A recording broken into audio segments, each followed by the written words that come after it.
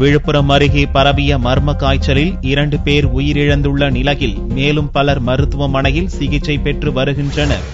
விழுப்புரம் அருகே வி அகரம் கிராமத்தில் பரவி உள்ள மர்ம காய்ச்சலால் பலர் பாதிக்கப்பட்டுள்ளனர். இதனால் விவசாயி சாமி கண்ணு, அன்பரசன் ஆகிய இருவர் கடந்த வாரம் சிகிச்சை பலனின்றி உயிரிழந்தனர். மேலும் இப்பகுதியில் பலருக்கும் காய்ச்சல் பரவி வருவதால் மக்கள் பீதியடைந்துள்ளனர். மர்ம காய்ச்சலை தடுக்க சுகாதாரத்துறை அதிகாரிகள் எவ்வித நடவடிக்கையும் எடுக்கவில்லை என்ற குற்றச்சாட்டு எழுந்துள்ளது. விழுப்புரம் மாவட்டம் வி அகரம் என்ற கிராமத்தில் டெங்கு காய்ச்சலில் ஒரு தம்பி இறந்துட்டான்.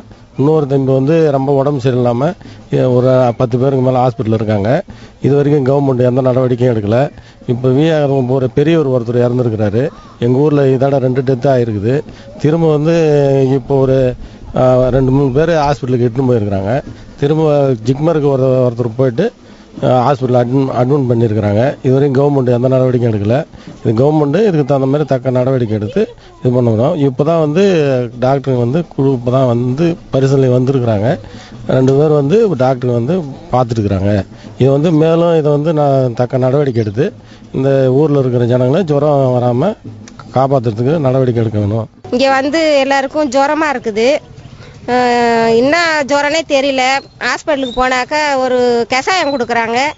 அந்த கஷாயத்தை மட்டும்தான் மக்கள் பயன்படுத்துகிறாங்க. அதை மட்டும்தான் குடிச்சிட்டு வீட்டுக்கு வராங்க. மாத்திரை எதுவும் ஜுரம் கண்ட்ரோல் பண்ற மாதிரி மாத்திரை தரல.